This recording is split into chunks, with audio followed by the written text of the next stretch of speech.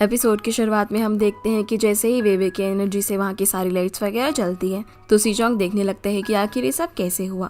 जिस चीज का फायदा उठाकर वेवे मौका देखकर वहाँ से भाग जाती है तो सीचोंग भी उसके पीछे पीछे जाता है और रोककर उससे पूछने लगता है कि मुझे बताओ कि अभी अभी ये सब क्या हुआ था। वेवे उसे बोलती है कि मुझे जाने दो, लेकिन वो उसे जाने नहीं देता। यहाँ वेवे की हार्ट बीट और भी ज्यादा फास्ट होने लग जाती है और वो सीचोंग को हक कर देती है, जो देखकर वो तो एकदम से हैरान ही हो जाता है। अब जब वेवे की हार्ट बीट नॉर्मल हो जाती है तब वो उसे दूर हट जाती है और सीचोंग उससे पूछता है कि बताओ मुझे यहाँ पर ये सब क्या हो रहा है। तब भी वेवे उसे कुछ नहीं बताती, पर जब वो पुलिस को बताने की बात कहता है तो वेवे उसे रोककर बता देती है कि उसकी बॉडी इलेक्ट्रीफ्यूरियस है और मैंने अभी अभी तुम्हें इसलिए हक किया था क्योंकि मैं फिर से तुम्हें शॉक नहीं देना चाहती थी, वरना तुम्हें फिर से इल्यूजन हो जाता कि तुम मुझसे प्यार करते हो। सीचोंग उसे बोलता है लेकिन ये सब तो बिल्कुल रियल लगता है, जब भी मैं तुम्हारी आंखों में दिखता हूँ तो मेरी हार्ट बीट फास्ट हो जाती है। लेकिन वेवे उसे ये बोलकर चली जाती है कि ये सब सिर्फ एक इल्यूजन है। सीचोंग अब काफी गुस्से में स्विमिंग प्रैक्टिस करने के लिए जाता है, जहाँ वो इस बार काफी फास्ट स्विम करता है, जो देखकर डिंग खुश के साथ साथ काफी हैरान भी हो जाता है। लेकिन सीचोंग काफी गुस्से में था। फिर वो इस सब के बारे में अपने रूम में जाकर रिसर्च करने लगता है और गुस्से में वेवे को मैसेज करता है कि तुम्हारी वजह से मैंने अपने 48 आवर्स खोए हैं, इसलिए तुम्हें कम से कम 24 आवर्स के लिए तो मेरे साथ रहना पड़ेगा, जिसके लिए वेवे मना कर देती है। लेकिन अगले दिन सीचोंग खुद ही वेवे के पास चला जाता है और ब्रेकफास्ट ऑर्डर करता है, जिसके लिए वो उसे ही पे करने को बोलता है। और अब क्योंकि सीचोंग को उसका सीक्रेट पता था, इसलिए कोई चारा ना होने पर वेवे को मानना ही पड़ता है। पर सीचोंग यहीं पर ही नहीं रुकता, वो वेवे से अपना सारा काम कराता है।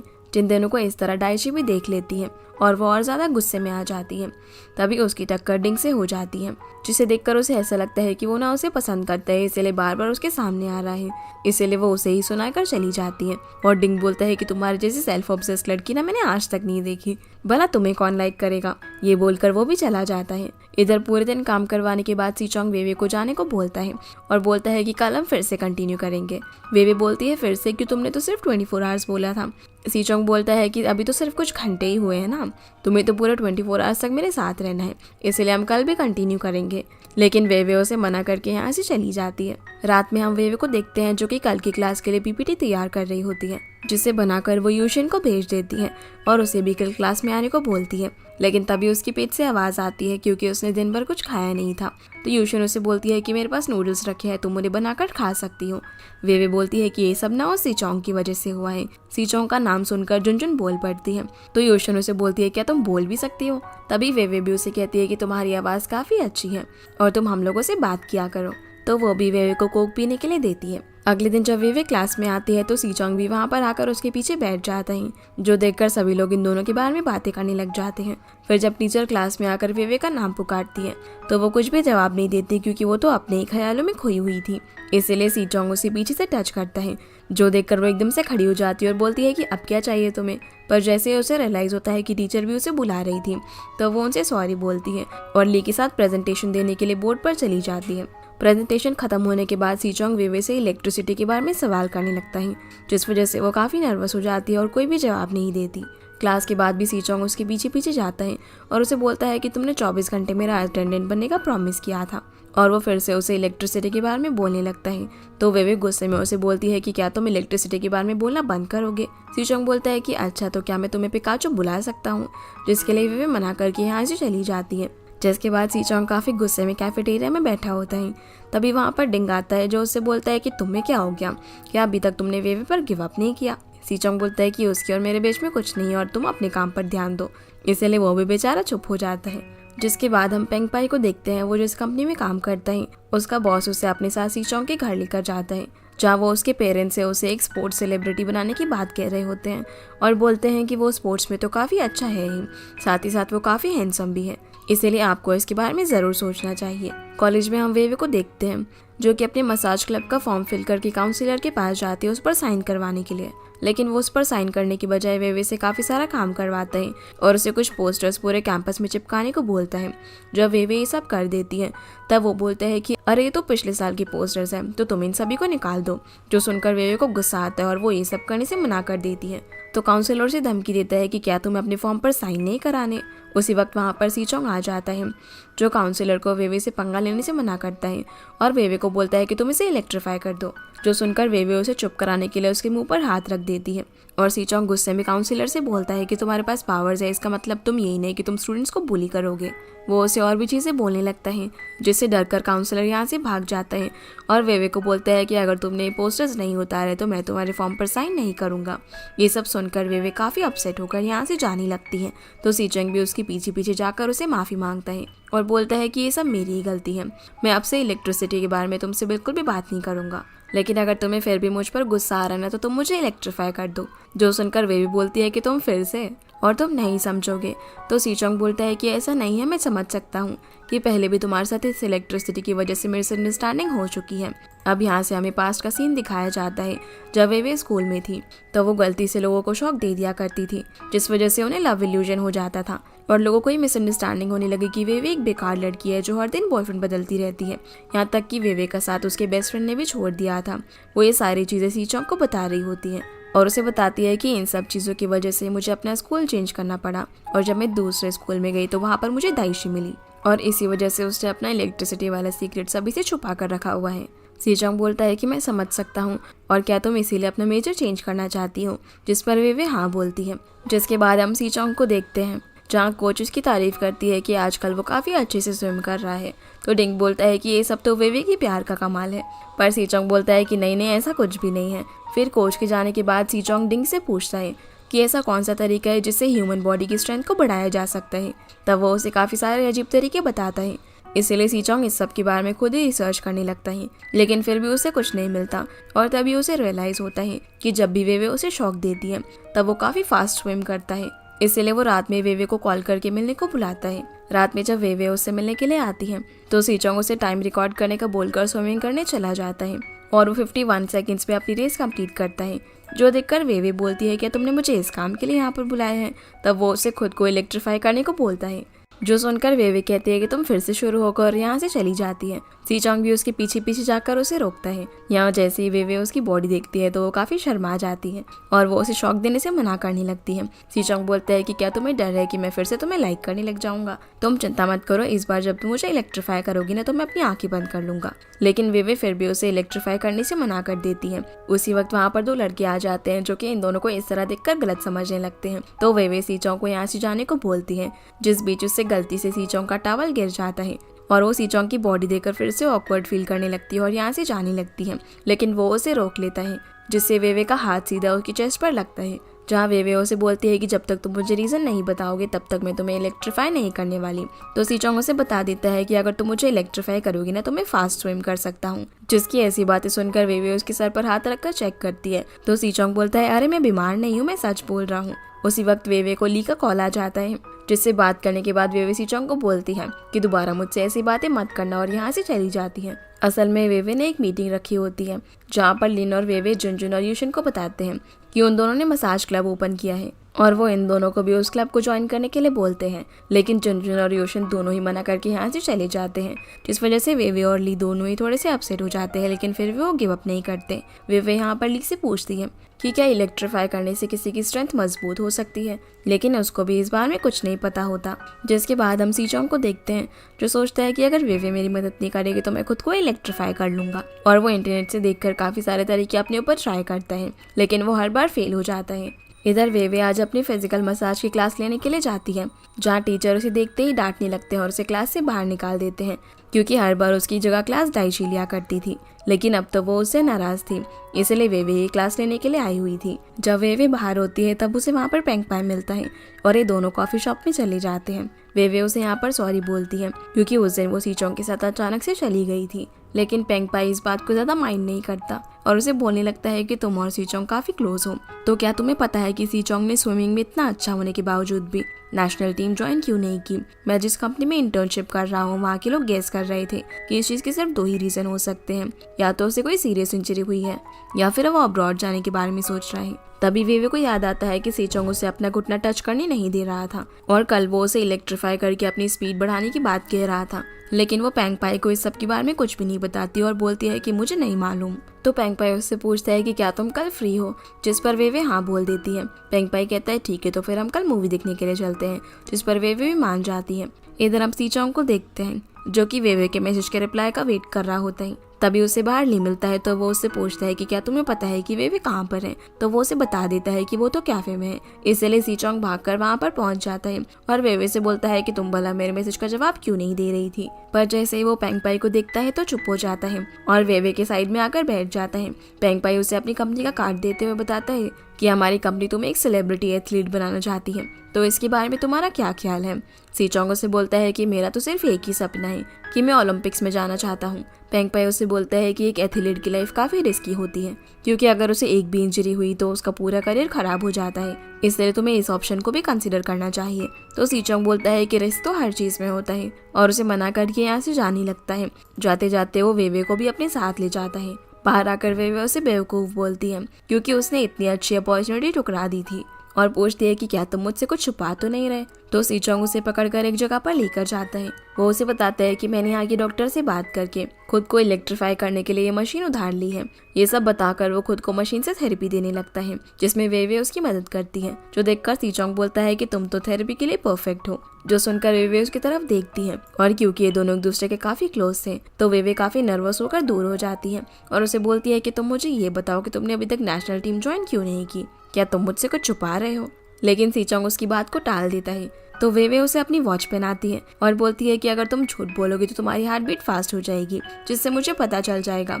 इसलिए अब तुम मेरी आंखों में देखकर मुझे सच बताओ कि क्या तुम्हारी बॉडी ठीक है। सी चोंग जैसे ही उसकी आंखों में देखता है तब उसकी हार्ट बीट फास्ट होने लग जाती है और जब वो बोलता है कि उसकी बॉडी ठीक है तो उसकी हार्ट बीट और भी ज्यादा फास्ट हो जाती है, जिस चीज को वे ना देख ले।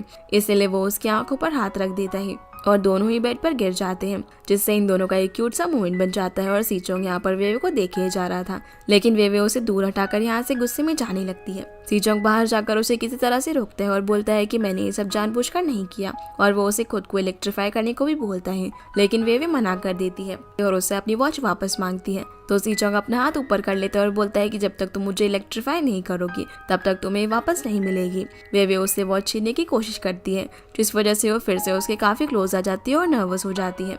जो देखकर सी चोंग उसे वॉच वापस कर देता है। तो वे उसे कहती है कि तुम भला खुद को इलेक्ट्रीफाई क्यों नहीं कर लेते। सी चोंग बोलता है कि जब तुम मुझे इलेक्ट्रीफाई करती हो ना तभी मेरी स्विमिंग स्पीड फास्ट होती है। वे उसे बोलती है कि ऐसी बात नहीं है कि मैं तुम्हारी मदद नहीं करना चाहती, लेकिन मैंने कभी भी एक ही पर्सन को बार बार इलेक्ट्रीफाई नहीं किया है। तुमने देखा था ना कि पिछली बार जब मैंने तुम्हें फिर से इलेक्ट्रीफाई किया था तब तुम्हारी आवाज खराब हो गई थी। तो सी चोंग उसे बोलता है कि तुम चिंता मत करो, जो कुछ भी होगा वो सब मैं खुद ही हैंडल कर लूंगा, उस सब की रिस्पॉन्सिबिलिटी तुम्हें लेने की जरूरत नहीं है। वे फिर भी नहीं मान रही होती तो सी चोंग उसे पकड़कर बोलता है कि प्लीज मेरी मदद करो, स्विमिंग मेरे लिए बहुत ज्यादा इंपॉर्टेंट है। जिसकी ऐसी बातें सुनकर वे मान जाती है और वो उसे बास्केटबॉल कोर्ट में लेकर जाते हैं इलेक्ट्रीफाई करने के लिए, जहाँ वो कभी कूद कर तो कभी उछलकर अपनी हार्ट बीट फास्ट करने की कोशिश करती है, लेकिन कुछ भी नहीं हो रहा था। इसीलिए सी चोंग उसे एकदम से अपने पास खींच लेता है, जिस वजह से वे की हार्ट बीट फास्ट होने लगती है और वो भी अचानक से आंख बंद करके उसे हक कर लेती है ताकि शॉक लगते टाइम सी चोंग उसकी आंखों में ना देखे। अब जैसे ही सी चोंग को शॉक लगता है तो उसके बाल भी खड़े हो जाते हैं और वो फटाफट से वे को प्रैक्टिस करवाने के लिए लेकर जाता है, जहाँ वो काफी फास्ट स्विम करता है। इसके बाद वो वे को डिनर के लिए लेकर जाता है और उसे बोलता है कि अपने आप को चार्ज कर लो, क्या पता फ्यूचर में तुम्हारी एनर्जी खत्म हो जाए और तुम मुझे इलेक्ट्रीफाई ना कर पाओ। वे बोलती है कि तुम मुझ पर तो शक कर सकते हो, लेकिन मेरी इलेक्ट्रिसिटी पर ना कभी भी शक मत करना। सी चोंग बोलता है कि हाँ ठीक है, और फिर वो उसे अपने हाथों से खिलाने लगता है, जो देखकर वे उसे घूरती है और खुद ही खाना खाने लग जाती है, पर खाते वक्त उसके मुंह पर खाना लग जाता है। तो सी चोंग उसे अपने हाथों से साफ कर देता है, जो देखकर वे उसे देखती रह जाती है। रात में हम डिंग को देखते हैं, जो कि सी चोंग से मूवी देखने चलने के लिए पूछता है। सी चोंग पहले तो उस मूवी के बारे में सर्च करने लगता है, लेकिन फिर वो उसे मना कर देता है और अगले दिन वो वे के पास जाकर उसे बोलता है कि मैं तुम्हें थैंक्स कहने के लिए मूवी दिखाने के लिए लेकर चलता हूँ। इससे पहले कि वे कुछ बोल पाती वहाँ पर पेंगपाई आ जाता है, क्योंकि वो भी वे को मूवी दिखाने के लिए ले जाने वाला था। जो देखकर सी चोंग जेलस होता है और पूछता है कि तुम कौन से टाइम स्लॉट में जाने वाले हो। तो वे कहती है कि क्यों ना हम तीनों साथ में चले, वैसे भी अभी हम लोगों ने टिकट्स बुक नहीं की है। और अब ये तीनों ही साथ में मूवी देखने के लिए जाते हैं, जहाँ वे इन दोनों के बीच में बैठती है। मूवी के बीच में जब पेंगपाई वॉशरूम जाता है तभी वे को नींद आने लग जाती है, इसलिए सी चोंग उसका सर अपने कंधे पर रख देता है।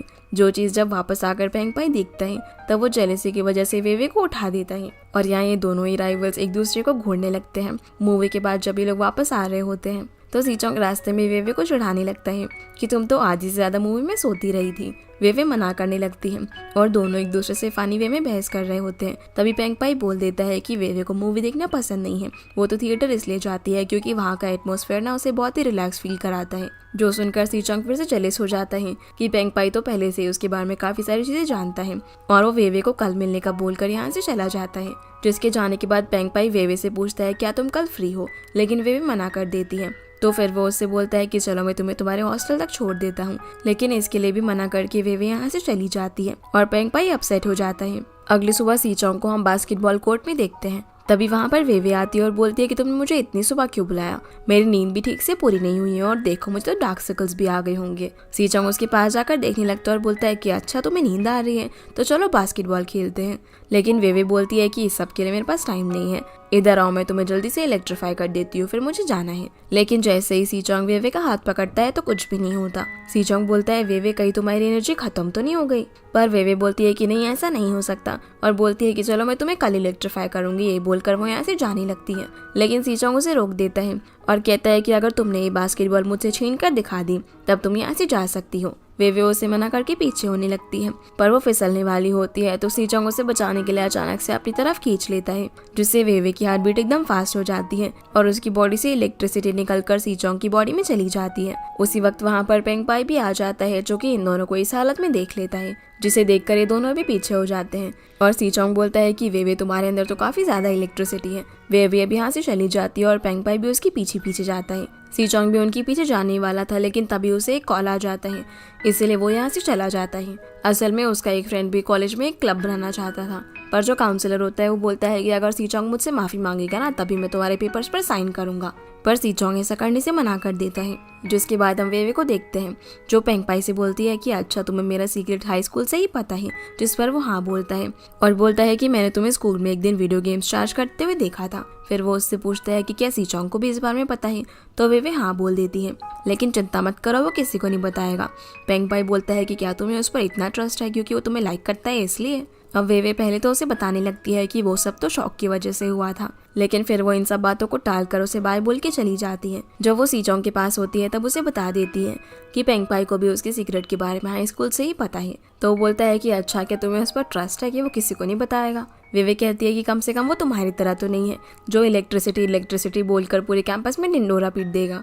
तभी सीचोंग उसके पास जाकर उसे बोलता है कि तुम चिंता मत करो, मैं तुम्हारे सीक्रेट के बारे में किसी को भी नहीं बताऊंगा और अगर किसी ने तुम्हें बुली किया ना तो मैं उसे छोड़ूंगा नहीं। ये बोलकर वो उसके कंधे पर हाथ रख देता है। वेवे बोलती है ये क्या कर रहे हो तुम, और उसका हाथ हटाने लगती है, लेकिन सीचोंग अपना हाथ नहीं हटाता और उसे झटके से अपनी तरफ खींच लेता है, जहाँ दोनों एक दूसरे को देखते रह जाते हैं, लेकिन फिर ऑकवर्ड होकर दूर हो जाते हैं। रात में सीचोंग यूनियन एसोसिएशन की अकाउंट बुक चेक कर रहा होता है, जिसमें वो अपनी मॉम की भी हेल्प मांगता है, जिससे उसकी मॉम समझ जाती है कि वो वेवे के लिए ये सब कर रहा है।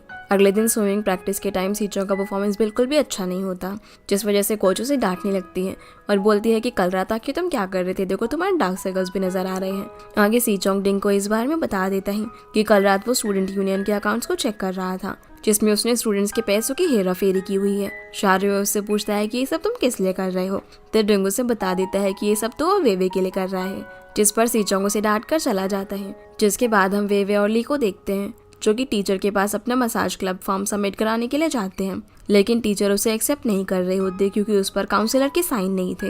वो लोग उसे बताने की कोशिश करते हैं कि उन लोगों ने काउंसलर से साइन करने के लिए कहा, लेकिन वो उन लोगों की बात नहीं मान रहा। तो टीचर बोलते हैं कि बिना काउंसलर के सिग्नेचर के मैं तुम्हारा फॉर्म सबमिट नहीं कर सकती। जो सुनकर वेवे फिर से काउंसलर से बात करने के लिए जाती है, लेकिन वो तो उसे ऐसे इग्नोर कर देता है जैसे कि वो यहाँ पर है ही नहीं, जो चीज दूर से खड़ी होकर दाइशी भी देख रही थी। इसलिए वो उस काउंसलर को कैंटीन तक फॉलो करती है और उसके ऊपर जानबूझकर ड्रिंक गिरा देती है वेवे का बदला लेने के लिए, जो चीज डिंग भी देख लेता है और वो उसके पीछे पीछे आकर उसे बोलता है कि क्या ये सब तुमने वेवे के लिए किया है, लेकिन वो उसे कुछ नहीं बोलती। यहाँ पर वो उसे ये भी बता देता है कि वेवे मसाज क्लब खोल रही है, जो सुनकर दाइशी को गुस्सा आ जाता है कि वो उसको कुछ भी नहीं बता रही और वो यहाँ से जाने लगती है। डिंग भी उसके साथ साथ जाता है और बोलता है कि चलो डिनर पर चलते हैं। इधर हम वेवे को देखते हैं, जो बेचारी काफी परेशान बैठी हुई थी क्योंकि उसे समझ नहीं आ रहा था कि अब वो क्या करे। तभी उसके पास डिंग का मैसेज आता है, जो उसे बता देता है कि कैसे दाइशी ने काउंसलर से उसका बदला लिया और तुम दोनों के बीच में जो भी प्रॉब्लम है उसे सॉल्व कर लो, क्योंकि तुम्हारे बिना दाइशी भी काफी दुखी है। वेवे वेवे अब सीधा कैफे में जाती है, जहाँ जाकर वो दाइशी के लिए एक स्ट्रॉबेरी केक ऑर्डर कर देती है क्योंकि ये उसका फेवरेट था। पर तभी सीचोंग का कॉल आ जाने से वो यहाँ से चली जाती है। सीचोंग वेवे से मिलकर उसे मिल्क टी पीने के लिए देता है, जो देखकर वो काफी खुश हो जाती है क्योंकि उनके कॉलेज के आसपास तो मिल्क टी की कोई शॉप थी ही नहीं। अब वो उसे काफी मजे से पीने लगती है तो सीचोंग उसे देखे ही जा रहा था। वेवे बोलती है कि तुम्हें क्या हुआ है, क्या तुम्हारा भी मिल्क टी पीने का मन कर रहा है? लेकिन अफसोस, तुम तो एक एथलीट हो ना, तुम ये सारी चीजें नहीं खा पी सकते। ये सब बोलकर वो उसे टीज करने लगती है तो सीचोंग उसके हाथ से कप छीन कर सिप कर लेता है और बोलता है कि देखना, मैं मिल्क टी पीने के बाद भी काफी अच्छा परफॉर्म कर सकता हूँ। जो सुनकर वेवे उसे देखने लगती है और फिर बोलती है कि अरे तुमने तो इसे झूठा कर दिया, अब मैं इसे कैसे पीऊंगी। सीचोंग अब उसे डॉम के बाहर तक छोड़ने के लिए आता है तो वेवे उसे बोलती है कि अगर तुम्हें अगली बार मिल्क टी पीना हो ना तो अपने लिए अलग लेकर आना। ये सब बताते हुए वो ड्यूरियन कैंडी पील कर रही होती है तो सीचोंग भी यहाँ से जाने लगता है और बोलता है कि मैं तुमसे बाद में मिलूंगा, लेकिन वो उसे बाद में मिलने से मना करती है और बोलती है कि मैं काफी बिजी हूँ। तो सीचोंग बोलता है कि क्यों, क्या हम दोनों फ्रेंड्स नहीं हैं? वेवे बोलती है कि हम दोनों तो काफी अलग हैं, तो भला हम फ्रेंड्स कैसे हो सकते हैं? जो सुनकर सीचोंग उसके हाथ से ड्यूरियन कैंडी लेकर खा लेता है, जिसका टेस्ट उसे काफी बेकार लगता है, लेकिन फिर भी वो उसे खाने लगता है और बोलता है कि अब तो हम फ्रेंड्स हुए ना। ये बोलकर वो यहाँ से चला जाता है, जो देखकर वेवे भी काफी खुश होने लगती है, लेकिन फिर वो किसी तरह से खुद को कंट्रोल करती है।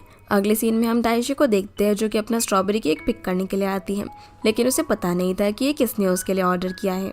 इसीलिए वो जब डिंग को वहाँ पर बैठा हुआ देखती है तो उसे लगता है कि शायद उसने ही उसके लिए ऑर्डर किया होगा। वो उसके पास जाकर बोलती है कि ये सारी ना काफी पुरानी ट्रिक्स हैं। मुझे पता है कि मेरी जैसी लड़की ना तुम्हारी ड्रीम गर्ल होगी, लेकिन अपनी फीलिंग्स को थोड़ा संभाल कर रखो। जो सुनकर डिंग बोलता है कि आखिर तुम ये सब क्या बकवास कर रही हो, क्या तुम केक के बहाने मुझ पर लाइन मार रही हो? उसी वक्त वहाँ पर यूशन आ जाती है, जो उसे बताती है कि ये केक तो वेवे ने तुम्हारे लिए ऑर्डर किया है। जो सुनकर वो काफी खुश और एम्बैरेस दोनों ही हो जाती है, इसलिए वो यहाँ से चली जाती है। जिसके बाद हम वेवे को देखते हैं, जो कि अपनी एसोसिएशन के फॉर्म पर साइन करवाने के लिए काउंसिलर के कहने पर मोप कर रही होती है, लेकिन वो जानबूझकर फ्लोर को गंदा कर देता है। जो देखकर वेवे उसे ऐसी चीप हरकतें करने से मना करती है तो वो उल्टा उसे ही बोलने लग जाता है। उसी वक्त वहाँ पर पेंग पाई आ जाता है और वो काउंसलर को वेवे को बुली करने से मना करता है। जो देखकर काउंसलर बोलता है कि वेवे, तुम्हारे कितने बॉयफ्रेंड्स हैं और तुम्हें तो मैं बाद में देख लूंगा। ये बोलकर वो यहाँ से चला जाता है। वेवे पेंग पाई को उसकी मदद करने के लिए थैंक्स बोलती है तो वो उसे उसकी फेवरेट ड्यूरियन कैंडी देता है और फिर वो उसे अपने साथ लाइब्रेरी चलने के लिए पूछता है, जिस पर वो मान जाती है। इधर सीचोंग यूनियन एसोसिएशन की अकाउंट बुक लाकर टीचर को दिखा देता है, जिससे टीचर को पता चल जाता है कि कैसे यूनियन काउंसिलर पैसों की हेराफेरी कर रहा है और वो इस चीज को रिपोर्ट करने के लिए सीचोंग को थैंक यू भी बोलती है। सीचोंग अब वेवे को कॉल लगाता है, लेकिन उसका कॉल पेंग पाई उठाता है क्योंकि वेवे लाइब्रेरी में बैठकर सो गई थी। वेवे का कॉल पेंग पाई को उठाता हुआ देखकर सीचोंग को काफी ज्यादा गुस्सा आ जाता है और वो उसके डॉम के बाहर ही जाकर उसका वेट करने लगता है। पेंग पाई जब वेवे को डॉम तक छोड़ने के लिए आता है तो वहाँ वो उसे उन ग्लव्स को देता है, जो कि उसने हाई स्कूल से उसके लिए संभाल कर रखे थे। वेवे उसे लेने से मना कर देती है, लेकिन उसके रिक्वेस्ट करने पर वो मान जाती है, जो चीज दूर से सीचोंग भी देख रहा था, और वो जेलस होकर वेवे को अपने साथ ले जाता है। जहाँ वो उससे पूछता है कि तुम दिन में पेंग पाई के साथ कहाँ पर थी, तब वो उसे बता देती है कि मैं लाइब्रेरी में थी, जहाँ मुझे नींद आ गई थी। अब यहाँ जैसे ही सीचोंग उसे काउंसलर वाली बात बताने वाला होता है, तभी वो देखता है कि वेवे तो पेंग पाई के दिए हुए ग्लव्स को देख रही होती है, जो देखकर उसे काफी जेलसी फील होती है और वो उसके हाथ से उन ग्लव्स को छीन लेता है। वेवे उसे वापस देने को बोलती है, लेकिन वो मना कर देता है, तो वो उसे बोलती है कि पेंग पाई ना कभी भी तुम्हारी तरह हरकतें नहीं करता। जो सुनकर सीचोंग को और ज्यादा गुस्सा आ जाता है और वो उन ग्लव्स को पूल में फेंक देता है। वेवे उसकी ऐसी हरकतें देखकर बोलती है कि क्या कभी तुम मैच्योर लोगों की तरह एक्ट कर सकते हो, और वो भी नाराज होकर यहाँ से चली जाती है। सीचोंग काफी गुस्से में तो था ही, इसलिए वो पूल में कूदकर उन ग्लव्स को ढूंढने लगता है, जो कि उसे आखिर में मिल जाते हैं। फिर वो काफी गुस्से में अपने रूम में आता है, जहाँ वो देखता है कि उसका फोन भी पानी में भीगने से खराब हो गया था, और वो खुद से बोलता है कि आखिर मैं ये सब क्या कर रहा हूँ। इसी के साथ ये एपिसोड यहीं पर खत्म हो जाता है। तो गाइस, ये थी आज की वीडियो, एंड आई होप आप लोग को ये वीडियो पसंद आई होगी, तो इस वीडियो को लाइक कर चैनल को सब्सक्राइब जरूर कीजिएगा। आपसे फिर मिलते हैं अगले एपिसोड में, तब तक के लिए गुड बाय।